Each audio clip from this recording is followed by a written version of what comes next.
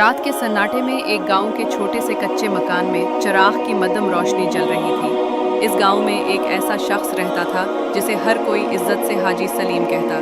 सफ़ेद दाढ़ी, भूरा चोगा, आंखों में नूर और चेहरे पर मुस्कुराहट। उसकी कपड़ों की दुकान छोटी सी थी मगर उसका दिल बहुत बड़ा था। दुकान के बाहर तख्ती पर लिखा था, सौदा कम, नीयत साफ, दिल से खिदमत। हाजी सलीम सिर्फ तिजारत नहीं करता था, वो अखलाक बांटता था।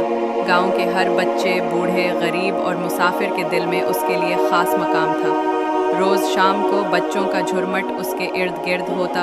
वो उन्हें सीरत नबी सल्लल्लाहु अलैहि वसल्लम सुनाता, खजूरें देता और दुआएं देता। बच्चे उसके गले लगकर कहते, हाजी बाबा आप बहुत अच्छे हो।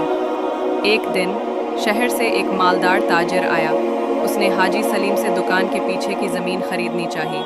हाजी सलीम ने नरमी से जवाब दिया, ये ज़मीन तो मैंने मस्जिद के लिए वक्फ कर दी है, इसे बेचना मुमकिन नहीं। शहरी ताजिर ने लाखों की पेशकश की, लेकिन हाजी सलीम मुस्कुराया और कहा, कीमत से बड़ी चीज़ नीयत है। रमज़ान की एक शाम एक गरीब औरत अपने बच्चे के साथ दुकान पर आई।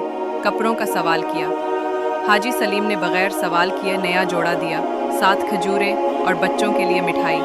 औरत रोने लगी, कहने लगी, अल्लाह आपको हज कराए। हाजी सलीम मुस्कुराया, अल्लाह की रज़ा में सब कुछ मिल जाता है बहन। हज के बाद चंद साल बाद अल्लाह ने हाजी सलीम को हज की सादत अता की। जब वो लौटा तो चेहरा नूर से चमक रहा था।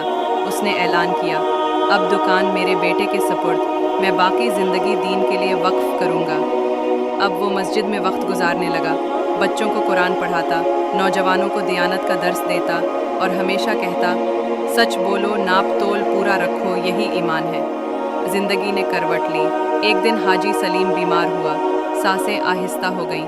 अजान की आवाज़ आई तो उसकी आंखों से आंसू निकले।